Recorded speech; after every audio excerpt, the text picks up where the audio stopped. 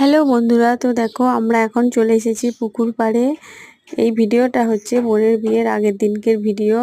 তো হচ্ছে বিয়ের দিনকে সকালে জল সাজতে আসতে হয় ভোরবেলায়, সেই জন্য তার আগের দিনকে নাকি পুকুরে ঘাটকে এবং জলকুমারীকে নিমন্ত্রণ করতে হয়।